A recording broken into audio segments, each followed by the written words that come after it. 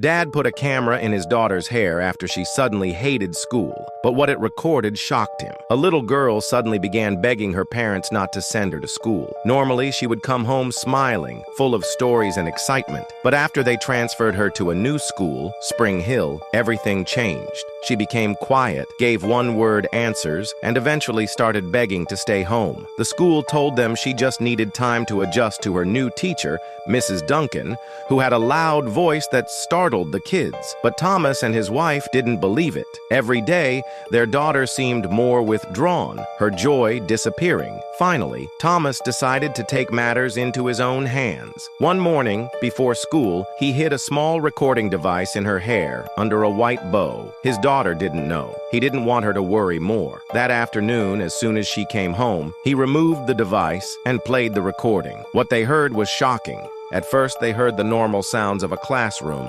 kids talking, chairs moving. But soon, a loud, sharp voice cut through the noise. It was Mrs. Duncan. She was not just raising her voice to get attention, she was yelling. She told the children they were too slow and not smart enough. At one point, she told a child, "Are you deaf?" Another time, she snapped, "Zip it." That's common sense. Her tone was full of anger. Thomas felt his stomach turn. His wife covered her mouth in shock. They finally understood why their daughter's smile had disappeared. This was not about adjusting to a new school. Their little girl had been sitting in fear every single day. The next morning, Thomas called the police to ask what he could do. The officer told him that recording inside the classroom could be a problem because of school rules.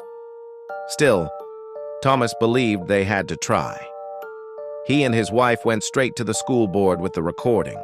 They explained everything and played the audio, but the board refused to accept it, saying it went against policy.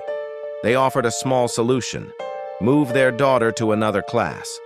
Thomas and his wife were glad she would be safe, but they were angry that Mrs. Duncan would still be teaching other kids. They decided not to stop there. That same day, they started a petition to have the teacher removed from the classroom. They shared their story with other parents. Within days, more than 2,000 people signed it. Many parents admitted their own children had complained about the teacher before.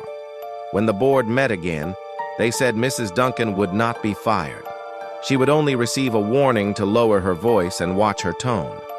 Thomas and his wife were disappointed, but they knew their main goal had been met.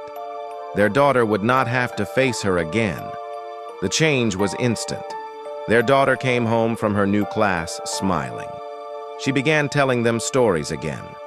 Her laughter returned. Dinner time was once more filled with joy. For Thomas and his wife, this was a hard lesson about speaking up. They learned that even if the system doesn't always give full justice, parents must fight for their children. And in the end, their daughter's happiness was worth every step they took.